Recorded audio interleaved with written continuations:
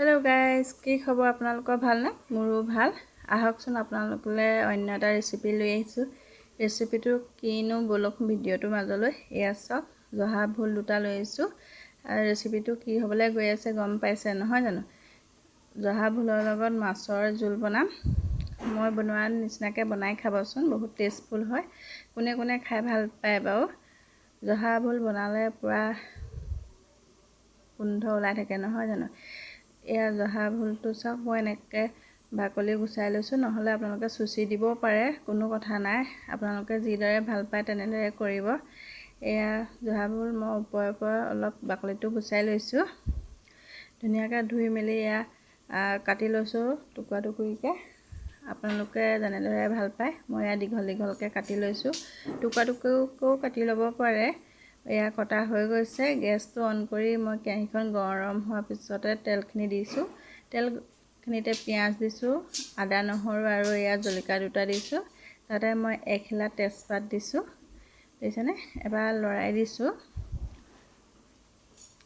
পিঁয়াজখিনি ভজাৰ পিছতে মই তাতে জালুকৰ গুড়া অকণ দি দিছোঁ। এয়া ভজা হৈ গৈছে। তাতে মই ভোলখিনি দি মই এবাৰ লৰাই দিছোঁ। ইয়াত সোৱাদ অনুযায়ী মই 1 চামুচ হালধি দিছোঁ আৰু সোৱাদ অনুযায়ী নিমখ 1 চামুচ দিছোঁ। এতিয়া মই ভালকৈ লৰাই দিম।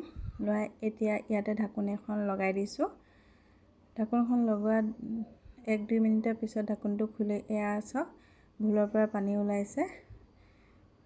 এই পানীখিনি অকণমান শুকাবৰ কাৰণে দিম।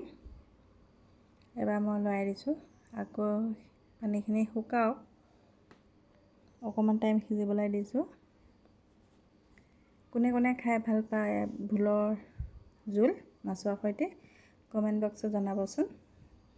এয়া চাওক, এতিয়া ঢাকোন এখন দি লগাই দিছোঁ। ঢাকনটো খুলি এতিয়া মই পানী শুকোৱাৰ পিছত এতিয়া অলপমান পানী দিছোঁ, উতলা পানী। এবাৰ লৰাই দি আকৌ মই ঢাকোন এখন লগাই দিম, এটা উতল আহিবৰ কাৰণে। এয়া চাওক, ঢাকোনখন লগোৱাৰ পিছতে উতল আহিছে। উতল অহাৰ পিছতে মই ফ্ৰাই কৰি থোৱা মাছ কেইপিচ দি দিছোঁ।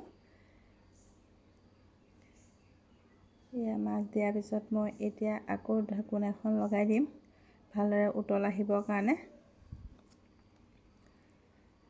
2 মিনিটৰ পিছত এয়া ঢাকোনটো খুলিলোঁ। খুলি মই ইয়াতে গৰম মছলা অকণ দি দিছোঁ। দেখিছেনে কিমান ধুনীয়া হৈছে? আপোনালোকে এনেদৰে খাই চাবচোন কেনেকুৱা পায়। এয়া মোৰ ৰেডি আজিলৈ। বাই।